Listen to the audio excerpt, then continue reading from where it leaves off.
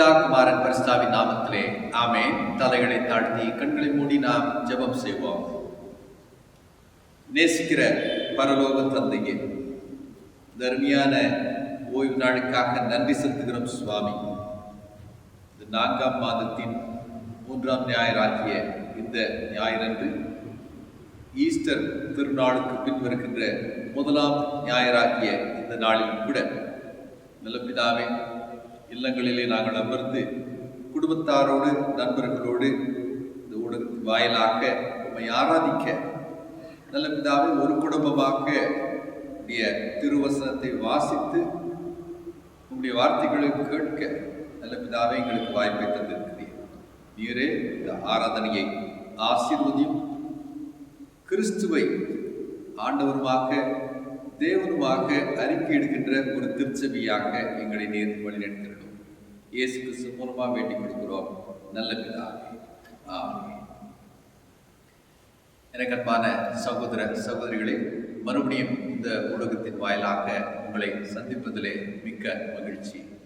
இந்த ஊடகத்தின் வாயிலாக இந்த ஆராதனையிலே கலந்து கொண்ட வருகை தந்திருக்கின்ற சகோதர சகோதரர்கள் அனைவரையும் ஆண்டவராகிய இயேசு திருப்பெயராலே வாழ்த்தி வரவேற்கிறேன்.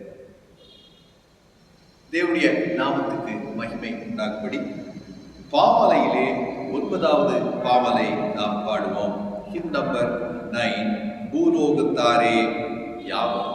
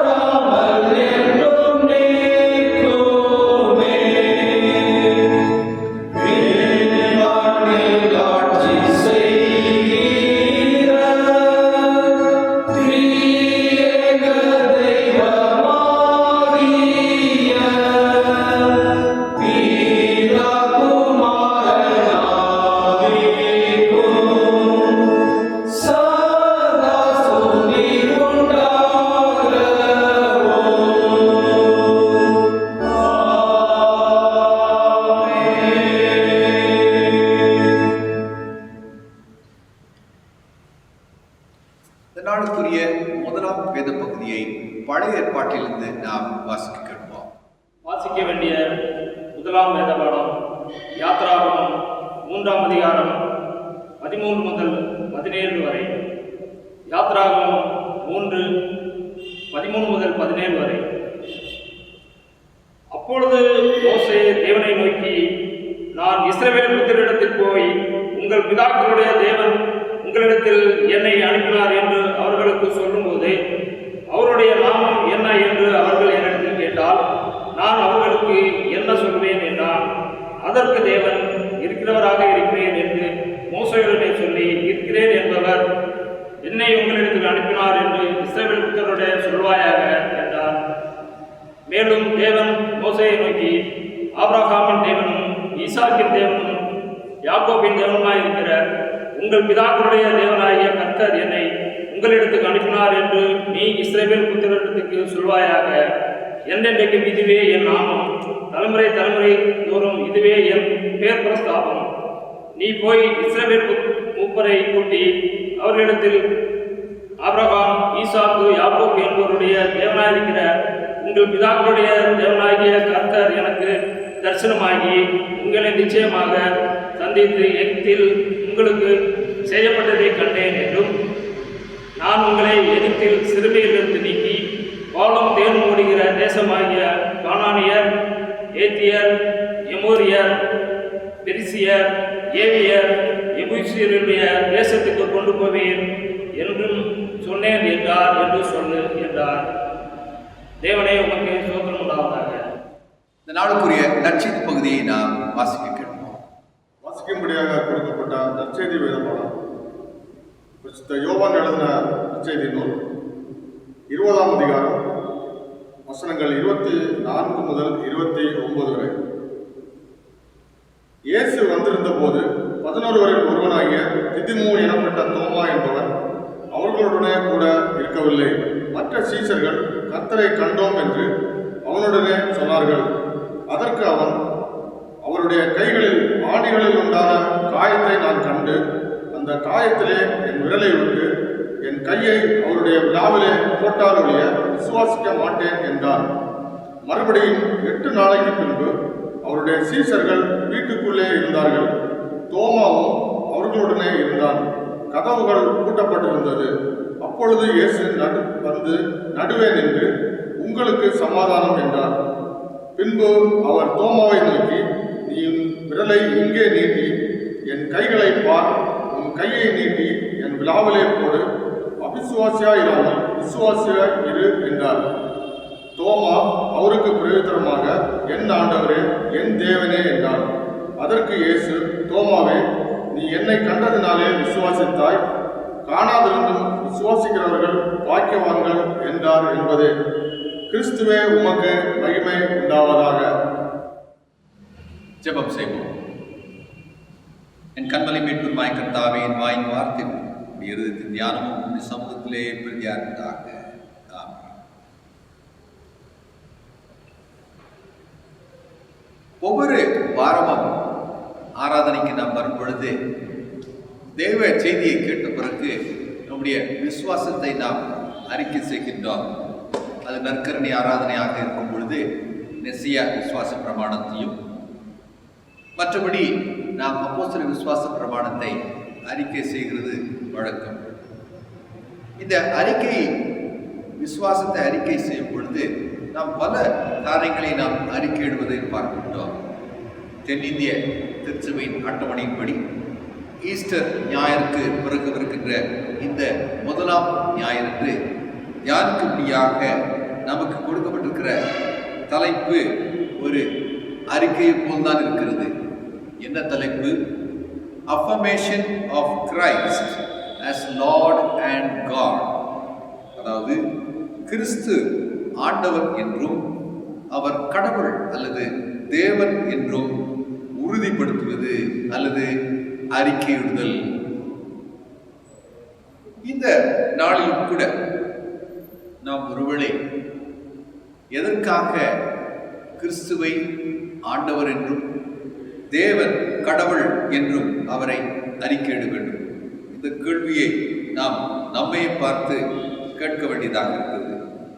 வாசிக்க கேட்ட முதலாம் வேத பகுதி யாத்ராகமம் 3ஆம் அதிகாரம் 13 முதல் 17 வரை நாம் வாசிக்க கேட்டோம். யாத்ராகம புத்தகம், அந்த புத்தகத்தில் எழுதப்பட்ட அந்த சரித்திரத்தை நாம் அனைவரும் நன்கறிவோம்.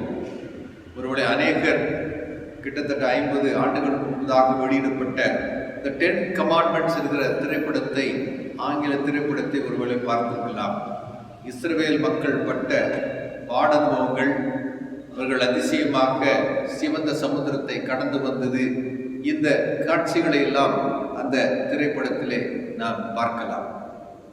இந்த புக் ஆஃப் எக்ஸோடஸ், யாத்ராக புத்தகத்தில் பதிவு செய்யப்பட்டிருக்கின்ற அந்த ஒரு சரித்திரம், it is a story of liberation, விடுதலையின் ஒரு சரித்திரம் என்று அநேகர் சொல்லுகிறதை பார்க்கிறோம். அது உண்மையாகும். அது மட்டுமில்லாமல் அந்த சரித்திரத்திலே எத்தனையோ அதிசயங்களும் அற்புதங்களும் கூட பதிவு செய்யப்பட்டிருக்கிறது என்பதை நாம் நினைவு கூற வேண்டும். ஒருவேளை இந்த நாளிலே நாம் வாசிக்க கேட்ட இந்த 3ஆம் அதிகாரத்தின் சில வசனங்களை உங்களுடைய கவனத்துக்கு நான் கொண்டு வருகின்றேன். 2ஆம் வசனத்தை பாருங்கள். அது இப்படியாக சொல்கிறது: முட்செடி அக்னியால் ஜுவாலித்து எரிந்தும் அது வெந்து போகாமல் இருந்தது. இதுவே ஒரு அதிசயமாக காணப்படுகிறது. 3ஆம் வசனத்தில் பார்க்கும் பொழுது மோசே தன்னுடனே கூட பேசிக் கொண்டிருக்கிறார். இந்த முட்செடி வெந்து போகாதிருக்கிறது என்ன? இந்த அற்புத காட்சியை, ஆங்கிலத்தில் the great sight, again ஒரு மிரக்கல், ஒரு அதிசயத்தை போல் அற்புத காட்சியை பார்ப்பேன் என்றான். இந்த பகுதியை நாம் பல முறை படித்திருக்கிறோம் அன்பானவர்களே. ஆனாலும் இந்த நாளிலே இதை சற்று வித்தியாசமாக கவனத்தோடு நீங்கள் பார்க்க உங்களை அன்போடு நான் அழைக்கிறேன். இப்பொழுது ஒரு காட்சி, அந்த அதிசயத்தை பற்றி நாம் பார்த்தோம், வர்ணிக்கப்பட்டிருந்தது. அந்த அதிசய காட்சியை பார்த்துதான் மோசே நெருங்கி செல்கிறதை பார்க்கின்றோம். ஒரு கேள்வியை கேட்க வேண்டும். அதாவது, அக்னி ஜுவாலையிலே நின்று தரிசனமானவர் யார்? Who actually appeared என்கிற கேள்விக்கு 2ஆம் வசனத்தின் பிரகாரமாக an angel of the Lord, கர்த்தருடைய தூதனானவர் என்பதிலே எந்த விதமான சந்தேகம் இல்லை. சரியா? There is no doubt, it was an angel of the Lord. ஆனால் 4வது வசனத்தை பார்க்கும் பொழுது அது என்ன சொல்கிறது? இந்த வசனத்தை பல முறை, இந்த பகுதியை பல முறை நாம் வாசித்திருக்கிறோம். ஆனால் இந்த வார்த்தைகளை எவ்வளவு ஆழமாக நாம் பார்த்திருக்கிறோம். வசனம் இவனமாக சொல்கிறது: அவன் பார்க்கும்படி கிட்டே வருகிறதை கர்த்தர் கண்டார். 2ஆம் வசனத்திலே தரிசனமானவர் யார் என்று போடப்பட்டிருந்தது? கர்த்தருடைய தூதனானவர் என்று போடப்பட்டிருந்தது. இப்பொழுது 4ஆம் வசனத்திலே அவன் பார்க்கும்படி கிட்டே வருகிறதை தூதன் கண்டார் என்று போடாமல் கர்த்தர் கண்டார் என்று போடப்பட்டிருக்கிறது. முட்செடியின் நடுவிலிருந்து, மறுபடியும் அடுத்த வார்த்தையை கவனிங்கள், கர்த்தர் என்று போடப்படவில்லை, தேவன் அவனை நோக்கி மோசே மோசே என்று கூப்பிட்டார். ஆகவே எத்தனை வார்த்தைகளை பார்த்துக்கொண்டோம்? கர்த்தருடைய தூதனானவர் முட்செடியில் நடுவில் நின்று என்று பார்த்தோம், கர்த்தர் கண்டார் என்று பார்த்தோம், தேவன் அவனை நோக்கி மோசே மோசே என்று கூப்பிட்டார் என்று பார்த்தோம். ஆகவே இந்த கர்த்தர் மற்றும் தேவன் என்கிற வார்த்தையை இரு வார்த்தைகளில் இந்த வசனத்தில் பதிவு செய்யப்பட்டிருப்பதை பார்க்கலாம். இன்னைக்கு தலைப்பு என்ன? அதாவது கிறிஸ்துவை கர்த்தர் என்றும் தேவன் ஆண்டவர் என்றும் அறிக்கையிடுதல். இந்த பகுதியில் கூட இந்த 2 வார்த்தைகள் வருகிறதை பார்க்கலாம். இதுவரை அழைத்தவரை குறித்து நாம் பார்த்தோம். இப்பொழுது அழைக்கப்பட்டவர், அதாவது மோசே குறித்து நாம் சற்று கவனம் செலுத்துவோம். தன்னுடைய பெயரால் அழைக்கப்பட்ட பிறகு மோசே 4ஆம் வசனத்திலே இதோ அடியேன் என்கிற ஒரு மறுமொழி, ஒரு ரெஸ்பான்ஸை கொடுக்கிறதை பார்க்கின்றோம். இதோ அடியேன் என்று சொன்னால் ஹியர் ஐ ஆம் ஆங்கிலத்திலே. அப்படின்னு சொன்னால் என்ன, கூப்பிட்டீங்களே, ஏதோ வேலை கொடுக்குறீங்க போல, நான் ஆயத்தமாக இருக்கிறேன் என்று சொல்கிறது போல் இருக்கிறது அல்லவா? இப்படி இதோ அடியேன் என்று சொன்ன மோசே நடுவிலே ஏதோ ஒரு வார்த்தையை கேட்ட பிறகு ஒரு வித்தியாசமான வார்த்தையை பேசுகிறதை பார்க்கணும். 10ஆம் வசனத்திலே பார்வோனை சந்தித்து இஸ்ரவேல் புத்திரரை எகிப்திலிருந்து அழைத்து வர வேண்டும் என்கிற பணியை இந்த கர்த்தர், அதாவது அழைத்தவர், மோசேக்கு சொன்ன உடனே உடனடியாக 11ஆம் வசனத்திலே மோசேயுடைய மறுமொழி பாருங்கள், ரிப்ளை பாருங்கள். நான் எம்மாத்திரம் who am I என்று சொன்னதை பார்க்கின்றோம். அதற்கு ஒரு காரணம் இருந்தது. இந்த பகுதியை நாம் பல முறை பார்த்திருக்கின்றோம். முதலாவது, இதோ அடியேன் என்று சொன்ன மோசே எதற்கு திடீரென 11ஆம் வசனத்திலே நான் எம்மாத்திரம் என்று சொல்ல வேண்டும்? ஒரு காரணம் இருக்கிறது. அதாவது பார்வோனை பார்க்க வேண்டும், இஸ்ரேல் மக்களை அழைத்து வர வேண்டும் என்று சொன்ன அந்த பணியின் பாரம் ஒரு பக்கம், இன்னொரு சின்ன சரித்திரம் இருக்கிறது. அதற்கு என்னவென்று பார்க்கும் பொழுது, யாத்ராகம் 2ஆம் அதிகாரம் 14ஆம் வசனத்தை பார்க்கும் பொழுது, ஒரு எபிரேய, அதாவது இஸ்ரவேல ஒரு சகோதரன் மோசையை பார்த்து ஒரு கேள்வி எழுப்பினதை நாம் பார்க்கிறோம். என்ன கேள்வி எழுப்பினார்? எங்கள் மேல் உன்னை அதிகாரியாகவும் நியாயாதிபதியாகவும் ஏற்படுத்தினவன் யார் என்கிற கேள்வியை எழுப்பினது ஒரு எகிப்தியன் அல்ல, ஒரு இன்னொரு இஸ்ரவேல் எபிரேய சகோதரன் மோசே, ஒரு இஸ்ரேல், அதாவது அவனை பார்த்து எழுப்புகிறதை பார்க்கிறோம். அதனுடைய அர்த்தம் என்ன? மோசேயுடைய அத்தாரிட்டி, அதிகாரத்தை தன்னுடைய சொந்த சகோதரர்களே ஏற்றுக்கொள்ளவில்லை. ஆகவே பார்வோன் ஒருவேளை அவன் அதற்கு முந்தின நாளிலே ஒரு எகிப்தினை கொண்டு போட்டான் அல்லவா, பார்வோன் கண்டுபிடித்து விடுவானோ என்று பயத்தினால்தான் அவன் மீதியான் தேசத்துக்கு ஓடி போனதை நாம் பார்க்கிறோம். இப்பொழுது கர்த்தர் மறுபடியும், அவன் பார்வோனுக்கு பயந்துதான் ஓடி போறான். இப்பொழுது மறுபடியும் கர்த்தர் பார்வோனை போய் சந்திக்க வேண்டும் என்று சொல்லுகிறது பார்க்கிறோம். ஆங்கிலத்தில் சொல்லுவார்கள் ஒன்ஸ் பிட்டன் ட்வைஸ் சை என்று சொல்லி. ஒரு முறை ஏதாவது ஒரு பாதிப்பு ஏற்பட்டால் அடுத்த முறை தொடர்ந்து 2-3 தடவை அந்த பக்கம் செல்வதற்கு நமக்கு ஒரு விதமான ஒரு அச்சம், ஒரு பயம் ஏற்படுகிறது. ட்வைஸ் சை என்று சொல்லுகின்றோம். மோசேயுடைய காரியத்தில் இப்படிதான் நடைபெற்றது.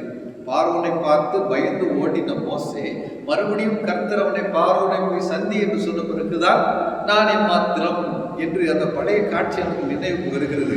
ஆகவேதான் அவன் சொல்வதை பார்க்கிறோம். அப்கோர்ஸ் பார்வோன் அதே ராஜாவாக இருக்கவில்லை. 2:23 என்ன சொல்கிறது? எகிப்தின் ராஜா மரித்தான் என்று போடப்பட்டிருக்கிறது. அதுக்கு பிறகுதான் இந்த முட்செடியின் சம்பவம் நடைபெறுகிறது. ஸோ ராஜா மாறிட்டார். ஆனால் என்ன மாறலை? மோசேயுடைய மனதிலே காணப்பட்ட அந்த பயம் இன்னமும் உயிரோடு தான் இருக்கின்றதை நாம் பார்க்கிறோம். ஸோ இந்த அழைப்பை ஏற்றுக்கொண்ட பெற்ற மோசே போவதற்கு ஆயத்தம் இல்லை. 13ஆம் வசனத்திலே அனுப்பினவருடைய நாமம் என்ன என்று அவர்கள் என்னிடத்தில் கேட்டால் நான் அவர்களுக்கு என்ன சொல்லுவேன்? நீங்க என்ன போக சொல்றீங்க? உங்க பேர் என்ன போகணும்? உன்னை அனுப்பினவருடைய பெயர் என்ன என்று கேட்டால் நான் என்ன சொல்லுவது என்று சந்தேகத்தோடு பயத்தோடு மோசே கேள்வி கேட்டதை பார்க்கின்றோம். இந்த இடத்தில் தான் அன்பானவர்களே முதன்முறையாக தேவன் கர்த்தர் தம்முடைய பரிசுத்தமான நாமத்தை வெளிப்படுத்துகிறதை பார்க்கின்றோம். I am who I am, இருக்கிறவராக இருக்கிறேன், அதுதான் அவருடைய பெயர் ஆகும். யாவே என்று சொல்கிறோம் அல்லவா, ஆங்கிலத்திலே அதற்கு சோர்ஸ் இதுதான்.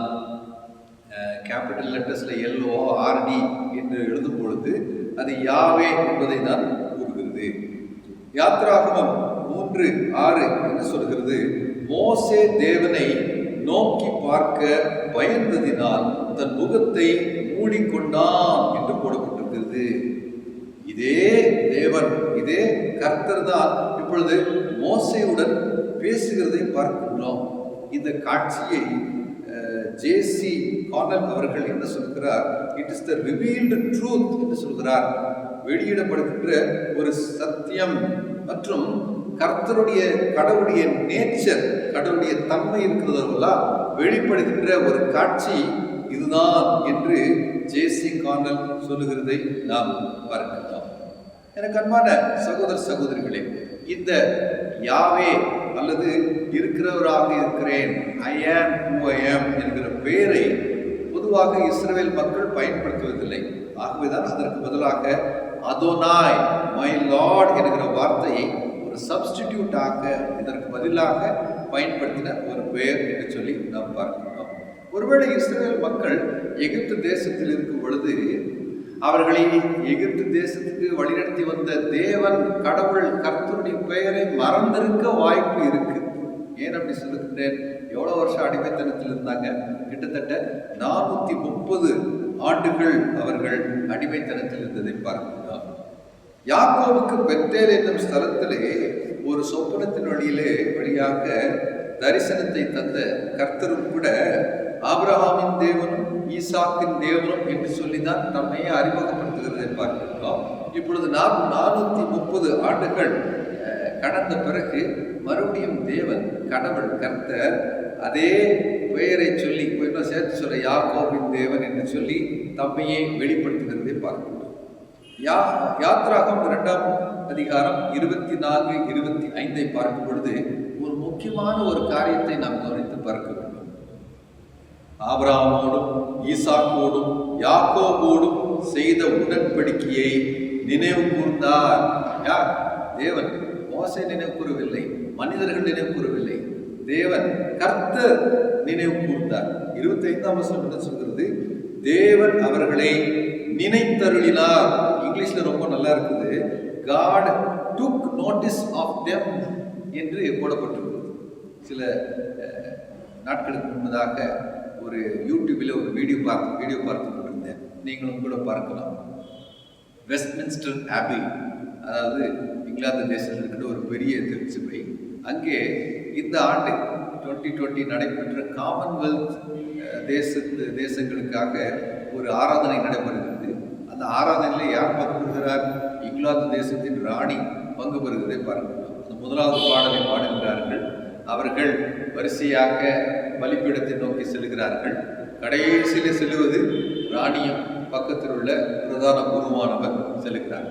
அந்த ராணி அந்த அயல் வழியாக முன்னே கடந்து செல்லும் பொழுது எல்லாரும் பார்த்து கொண்டிருக்கிறார். நடுவிலே ஒரு சிறுவன், அதாவது ஒரு 9-10 வயதுள்ள ஒரு சிறுவன் என்ன செய்கின்றார்?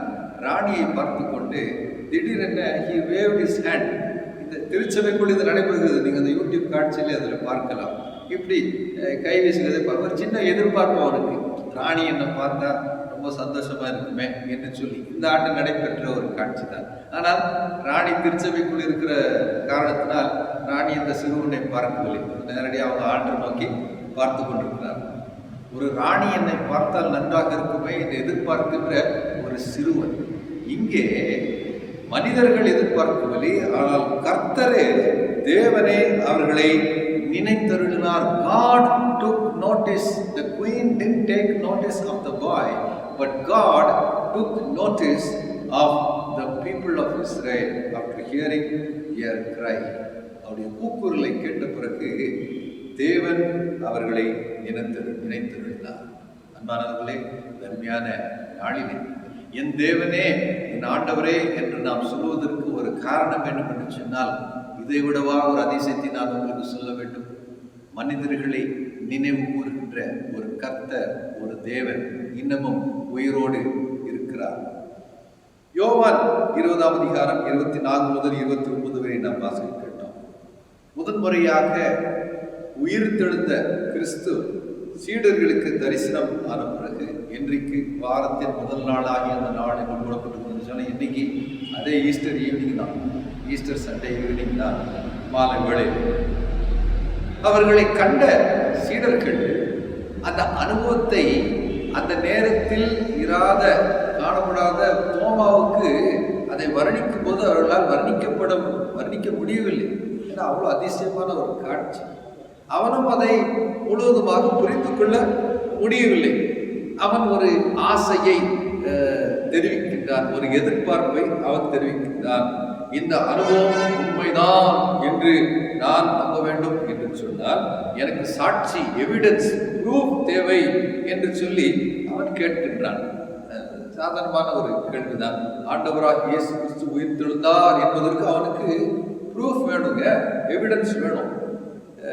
ஒருவேளை தோமாவை ஆங்கிலத்தில் டவுட்டிங் தாமஸ் என்று சொல்லுவோமோ, சந்தேகப்படுகின்ற தோமா என்று சொல்லுகின்றோம். ஆனால் இன்னொரு காரியத்தை மனதில் வைத்துக் கொள்ள வேண்டும். சந்தேகப்படுகின்ற தோமா மட்டுமல்ல, ஒரு ஓப்பன் மைண்ட், திறந்த மனதுள்ள ஒரு தோமாவாக அவன் இருந்தான். உண்மையை அவன் கன்ஃபார்ம் செய்ய உறுதிப்படுத்துவதற்கு அவன் ஒரு கேள்வியை கேட்டான், அவ்வளவுதான். அநேக ஆண்டுகள் முன்பதாக நான் சிறுவனாக இருந்த பொழுது என்னுடைய ஆலயத்திலே ஒரு இரங்கல் செய்தி தெரிவிக்கப்பட்டது. செயலர்கள் முன்வந்து இரங்கல் செய்தி என்று சொல்லி, நம்முடைய ஆலயத்திலே பல ஆண்டுகளாக உறுப்பினராக இருந்த, அப்போ அவர் இல்லை, அவர் போயிட்டார், வேறு ஏரியாவுக்கு போயிட்டார், அந்த சர்ச்சுக்கு வரல, ஆனால் முன்னாடி வந்துட்டு இருந்தார். ஜெயசுதாஸ் என்பவர் கர்த்தருக்குள் நித்திரை அடைந்தார் என்று துக்கத்தோடு தெரிவித்துக் கொள்கிறோம் என்று சொன்னாங்க. அப்புறம் தான் தெரிஞ்சிச்சு. அடுத்த வாரம் என்ன ஆச்சு, அதே ஜெயசுதாஸ் சர்வீஸ்க்கு வர்றாரு. எல்லாருக்கும் ஒரே ஆச்சரியம், என்னடா போன வாரம் தானே மறித்து போனாருன்னு சொன்னாங்க இப்படின்னு. ஸோ ஒரு அப்புறம் மன்னிப்பெல்லாம் கேட்டு அது ஏதோ ராங் நியூஸ் வந்துருக்கு, தவறான ஒரு செய்தி வந்ததுனால் செயலர் சொல்ல வேண்டிய ஒரு சூழ்நிலை ஏற்பட்டது. சில மாதங்களுக்கு பிறகு மறுபடியும் அதே செய்தி வருகிறது. நம்முடைய ஆலயத்திலே அநேக ஆண்டுகளாக உறுப்பினராக இந்த இயேசுதாஸ் கர்த்தருக்குள் நித்திரை அடைந்தார். வெளியே வந்தவுடனே எல்லாரும் கேட்ட கேள்வியை கன்ஃபார்ம் பண்ணிட்டீங்களா இல்லையா அப்படின்னு சொல்லி. ஸோ இங்கே கூட தோமா வந்துட்டு மக்கள் கேட்டது போல் அந்த நியூஸை கன்ஃபார்ம் பண்ணுறாரு, அவ்வளோதான், வேற ஒன்றும் இல்லை. தோமா வந்துட்டு உயிர் தெழுந்த கிறிஸ்துவ பற்றி நியூஸ் கன்ஃபர்மேஷன் கேட்குறாரு. அந்த திருச்சபையின் மக்கள் மரித்து போன இயேசுதாஸை பற்றி உண்மையாக மரித்து போனாரா இல்லையா கன்ஃபார்ம் பண்ணிங்களா என்று கேட்டார்கள். அவ்வளவுதான் வித்தியாசம். ஆகவே அவன் கேட்ட கேள்விக்கு 27ஆம் வசனத்தை பார்க்கும் பொழுது, கிட்டத்தட்ட ஆண்டவராக இயேசு கிறிஸ்து டச் மீ என்று சொல்கிறது போல், என்னை தொட்டுப்பார் என்று சொல்வது போல் தான் அவன் தொடவில்லை. தொடுவதற்கு முன்பதாகவே தோமாவுக்கு அது ஒரு சாட்சியாக, ஒரு காட்சியாக காணப்பட்டது. தோமா ஒரு எவிடன்ஸ், ஒரு சாட்சியை கேட்டால். உயிர் தெழுந்த கிறிஸ்து அந்த சேலஞ்ச், சவாலுக்கு ஒரு பதிலை கொடுத்ததை பார்க்கின்றார். மட்டுமல்லாமல் ஆண்டவராக இயேசு கிறிஸ்து ஒருவேளை வருகின்ற சந்ததியார்கள் காணாமல் இருந்தும் விசுவாசிக்க போகின்ற கிறிஸ்தவர்களை பாராட்டுகிறதை நாம் பார்க்கின்றோம். அந்த சாட்சி நிறைந்த கூட்டத்தாரிலே அவர்கள் சேரப்போகிறார்கள் அல்லவா, அவர்களை பாராட்டுகிறதை நாம் பார்க்கின்றோம். கொலோசியர் 1ஆம் அதிகாரம் 15ஆம் வசனத்தில் பார்க்கும் பொழுது பவுலடியார் கிறிஸ்துவை வர்ணிக்கும் பொழுது அவர் என்ன சொல்கிறார்? சர்வ சிருஷ்டிக்கும் முந்தின பேருமானவர் அவரே. சர்வ சிருஷ்டிக்கும் முந்தின பேருமானவர் அவரே. மட்டுமல்லாமல் 18ஆம் வசனத்திலே அவரே ஆதியும் மரித்தோரில் இருந்து எழுந்த முதற் பேருமானவர். அண்ணாவர்களே, இந்த நாளிலே ஒருவேளை தோமாவுக்கு ஏற்பட்ட அந்த அனுபவம் எனக்கும் உங்களுக்கும் ஏற்படவில்லை. ஆகவே தோமா சொன்னது போல் நானும் நீங்களும் என் ஆண்டவரே, என் தேவனே என்று சொல்ல வேண்டும் என்று சொன்னார். எனக்கும் உங்களுக்கும் தனிப்பட்ட முறையிலே ஒரு அனுபவம் தேவைப்படுகிறது. ஈஸ்டர் பண்டிகையை கொண்டாடி அடுத்து வருகின்ற இந்த ஞாயிறன்று இதைத்தான் நாம் தலைப்பாக பெற்றிருக்கின்றோம். இந்த வார்த்தையை நானும் நீங்களும் அறிக்கையிடும் பொழுது அதற்கு ஒரு பேக்கப் தேவை, ஒரு சப்போர்ட் தேவை. இன்றைக்கு ஆண்டவனே, என் தேவனே என்று வெறுமையாக வார்த்தையை வாயினால் சொல்கின்றவர்களாக அல்ல, அதை அனுபவித்து நாம் சொல்கிறவர்களாக காணப்பட வேண்டும். 2000 ஆண்டுகளுக்கு முன்பதாக உயிர்த்தெழுந்த கிறிஸ்துவை கண்ட தோமா அந்த வார்த்தைகளை சொல்லி அதற்கு பிறகு அவருடைய வாழ்க்கையில் ஒரு பெரிய மாற்றம். அங்கிருந்து கிறிஸ்துவுக்கு பின் 52ஆம் ஆண்டன்று, கிபி 52 அன்று இந்த இந்திய மண்ணுக்கு வருகின்ற தோமாவாக அவர் மாறுகின்றார். அந்த தோமா கேரள பகுதியிலும் இன்றைக்கு நானும் நீங்களும் மயிலாப்பூர் என்று அழைக்கின்ற இந்த சென்னை பகுதியிலே அவன் சென்று சாட்சியுள்ள வாழ்க்கையை வாழ்ந்து அநேக சீடர்களை உருவாக்கி இதே மண்ணிலே, இந்திய மண்ணிலே ஜீவ பலியாக தம்மை ஒப்பு கொடுத்ததை பார்க்கின்றோம். இதை நாம் அறிவோம். ஆம் அன்பானவர்களே, டவுட்டிங் தாமஸ் என்று சொல்கின்றோம், சந்தேகப்பட்ட ஒரு தோமா என்று சொல்கின்றோம். அதே சந்தேகப்பட்ட தோமா திறந்த மனதோடு வாழ்ந்த ஒரு தோமாவாக வாழ்ந்ததை பார்க்கின்றோம். சாட்சியுள்ள ஒரு மனிதனாக வாழ்ந்ததை பார்க்கின்றோம். இந்த நாளிலும் கூட என் ஆண்டவரே, என் தேவனே என்று சொல்கின்ற ஒரு திருச்சபையாக, ஒரு குடும்பமாக நாம் மாறுவோம். ஜெபம் செய்வோம். நேசிக்கிற பரலோக தந்தையே, ஈஸ்டர் திருநாளுக்கு பிறகு வருகின்ற முதலாம் ஞாயிறன்று வருடமாக நம்மை ஆராதிக்க கிறிஸ்துவை தேவன் என்றும் கர்த்தர் என்றும் நாம் அறிக்கையிட, நல்ல பிதாவை தோமாவை போல் நீர் ஜீவனுள்ள தேவன் என்பதை நாங்கள் அறிக்கையிட இந்த நாளை நீர் வாய்ப்பாக தந்தீர்.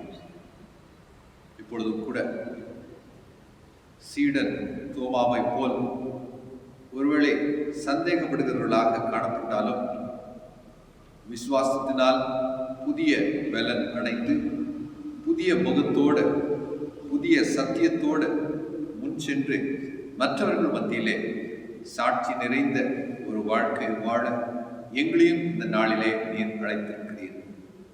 நல்ல பிதாவே, தோமாவின் அந்த வார்த்தைகள் என் ஆண்டவனே, என் தேவனே, எங்களுடைய வாழ்க்கையிலும் கூட அர்த்தம் கொண்ட வார்த்தைகளாக காணப்படட்டும்.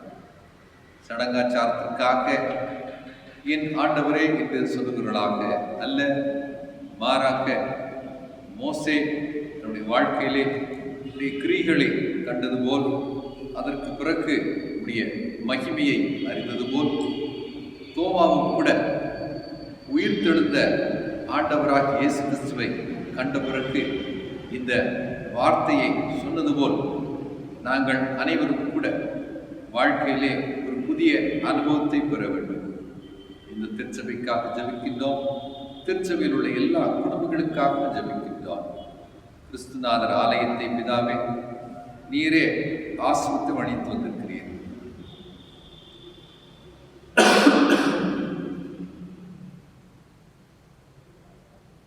இந்த திருச்சபையின் எல்லா குடும்பங்களை இந்நாள் வரை நீர் வழிநடத்துவதற்காக நன்றி. நல்ல பிதாவே, இந்த வேளையிலே விசேஷமாக தமிழ்நாட்டு மாநிலத்திற்காக, தமிழகத்திற்காக ஜெபிக்கின்றோம். கொரோனா வைரஸால் பாதிக்கப்பட்ட நண்பர்கள், சகோதர சகோதரிகள் அதிகரித்துக் கொண்டிருக்கிறார்கள் என்று செய்தித்தாள்கள் மூலமாக தெரியப்பட்டு வருகிறது. நீரை பிதாவே, இந்த வைரஸுக்கும் இந்த வைரஸுடைய பாதிப்புக்கும் ஒரு முற்றுப்புள்ளியை வைக்கும்படியா வேண்டிக் கொடுக்கிறோம் சுவாமி. இதுவரை இந்த திருச்சபையை நீர் பாதுகாத்ததற்காக, திருச்சபையின் எல்லா குடும்பங்களையும் நீர் பாதுகாத்து வந்ததற்காக நன்றி. இந்த வேளையில விசேஷமாக இந்திய தேசத்தில் மட்டுமல்ல, உலகமெங்கும் பாதிக்கப்பட்ட பேஷண்ட்ஸோடு பணி செய்து வருகின்ற, அவர்களை அதிகமாக கவனித்து வருகின்ற இன்டென்சிவ் கேர் யூனிட்ஸிலே அவர்களுக்கு தேவையான ட்ரீட்மெண்ட்ஸை தந்து வருகின்ற மெடிக்கல் ப்ரொஃபஷனல்ஸ்க்காக ஜெபிக்கின்றோம். நீரே பிதாவே, நன்மையான ப்ரொஃபஷனல்ஸை பாதுகாத்துள்ளோம். பாதிக்கப்பட்ட அந்த பேஷண்ட்ஸோடு இவர்கள் நெருங்கி பழகும் பொழுது, அவர்களுக்கு ட்ரீட்மெண்ட் செய்யும் பொழுது, அவர்களை ஒருவரை தொடும் பொழுது சுவாமி நீரே பாதுகாப்பை தந்துள்ளோம். இந்த கொரோனா வைரஸ் அவர்களை பாதிக்காதபடிக்கு நீர் விசேஷித்த பாதுகாப்பை தந்து வழிநடத்தியுள்ளோம். அது மட்டுமல்லாமல் நம்முடைய தேசத்தின் தலைவர்களுக்காக ஜெபிக்கின்றோம். இந்த நாட்டின் பொருளாதாரத்தை குறித்து அவர்களுக்கும் தேசத்தில் உள்ள அனைவருக்கும் கவலை இருக்கிறது. அடுத்து வரும் வாரங்களிலே, நாட்களிலே என்ன செய்ய வேண்டும் என்பதை குறித்து சுவாமி நீரே அவர்களுக்கு ஞானத்தை தாரும். அநேகர் பலவிதமான கருத்துக்களை சொல்லுகிறதை பார்க்கின்றோம். ஆனால் நீரே பிதாவே, எந்த நேரத்தில் எதை செய்ய வேண்டும் என்று சொல்லி நல்ல ஆலோசனை கர்த்தாவாக இந்த தலைவர்களுக்கும் தலைவிகளுக்கும் நல்ல ஆலோசனைகளை தந்து வழிநடத்தும்படியாக கேட்டுக் கொடுக்கிறோம். கிட்டத்தட்ட 140 கோடி மக்கள் நிறைந்த இந்த தேசத்திலே நீரே எங்களுக்கு பாதுகாப்பை தர வேண்டும். நல்ல பிதாவே, மற்ற தேசங்களில் இருக்கின்ற வசதிகள் இந்திய தேசத்திற்கு இல்லை. ஆகவே பிதாவே, நீரே எங்களுக்கு பாதுகாப்பை தந்து வழிநடத்திடும். நாளிலும் கூட தோமா சொன்னது போல் இந்த திருச்சபையில் உள்ள அனைவரும் ஆண்டவரே, என் தேவனே என்று விசுவாசத்தோடு சொல்ல வேண்டும். என்னை ஆசீர்வதியும். எங்களுடைய வாழ்க்கையை நீ சாட்சியாக பயன்படுத்தும். பள்ளிக்கூடத்தின் எல்லா மாணவிகளுக்காக ஜெபிக்கின்றோம். எல்லா ஆசிரியர்களுக்காக ஜெபிக்கின்றோம். முதல்வருக்காக, ஸ்கூல் கமிட்டி மெம்பர்ஸ்க்காக, பரிபாலனக்குழுவின் நண்பர்களுக்காக ஜெபிக்கின்றோம். பெண்களுக்கு சங்கம், ஆண்களுக்கு சங்கம், வாலிப சங்கம், ஓய்வாளர்களின் பிள்ளைகள், ஆசிரியர் அனைவருடைய கரங்களை வைக்கின்றோம். ஸ்டே அட் ஹோம் என்கிற இந்த செய்தியை ஒவ்வொரு நாளிலும் பல முறை கேட்டு வருகின்றோம். இல்லத்தில் கூட சுவாமி நீரே பாதுகாப்பை தந்துள்ளோம், நீரே வழிநடத்திருக்கிறார். வெளியே போகின்ற வேளையிலே நீரே பாதுகாப்பை தந்துள்ளோம். இந்த வேளையிலே விசேஷமாக காவல்துறைக்காக ஜெபிக்கின்றோம், போலீஸ் ப்ரொஃபஷனல்ஸ் அனைவருக்காக ஜெபிக்கின்றோம். இரவும் பகலும் பொதுமக்கள் பாதுகாப்பாக செல்ல வேண்டும், நடமாட வேண்டும் என்று சொல்லி இவர்கள் எடுத்துக்கொள்கின்ற எத்தனையோ முயற்சிகளை நீர் பார்த்து கொண்டிருக்கிறீர். நீரே அவர்களுக்கும் தேவையான பாதுகாப்பை தந்துடும், குடும்பங்களையும் ஆசிரியர். நாளிலே ஆலயத்தில் பணிபுரிகின்ற எல்லா குடும்பங்களுக்காக ஜெபிக்கின்றோம். அவர்களையும் நீரே வழி. விசேஷமாக பிதாவே, இந்த திருச்சபை சார்ந்த சகோதர சகோதரிகள் வெளியூர்களிலும் வெளிநாடுகளிலும் இருப்பதை நீர் அறிவீர். நல்ல பிதாவே, கொரோனா வைரஸால் பாதிக்கப்பட்ட தேசங்களிலும் கூட திருச்சபை நண்பர்கள் விசுவாசிகள் இருப்பதை நீர் அறிவீர். அவர்களுக்கு பாதுகாப்பை தந்திரலும். அந்த தேசத்தில் உள்ள மக்களுக்கும் சுவாமி நீரே இந்த கொரோனா வைரஸிலிருந்து ஒரு விடுதலையை தான். அந்த தேசத்தின் தலைவர்களையும் உம்முடைய கரங்களிலே ஒப்புவிக்கிறோம். ஆண்டவராக இயேசு மூலமாக வேண்டிக் கொடுக்கிறோம் நல்ல பிதாவே, ஆமென். ஆண்டவர் கற்பித்த ஜெபத்தை நாம் அனைவரும் சேர்த்து சொல்வோமா? பரமண்டலங்கள் இருக்கிற பிதாவே,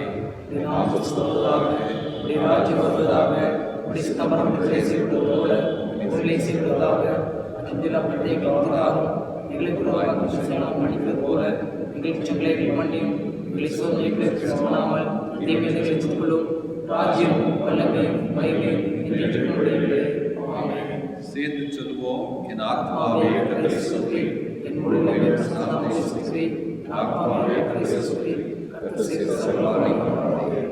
ஆமென். தேவனுடைய ஆசீர்வாதத்தை நாம் பெற்றுக் கொள்வோம். ஆண்டவராகிய இயேசுவின் கிருபையும் கடவுளின் அன்பும் ஐக்கியம் நாம் அனைவரோடு கூட இன்றும் சதா காலமே நிலைத்திருப்பதாக.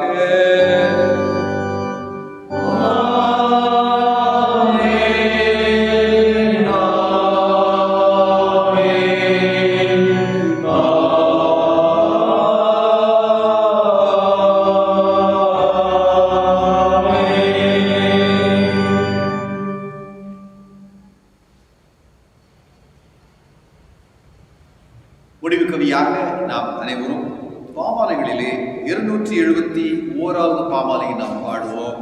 இன் நம்பர் 271, யாரை நான் புகழுவேன்.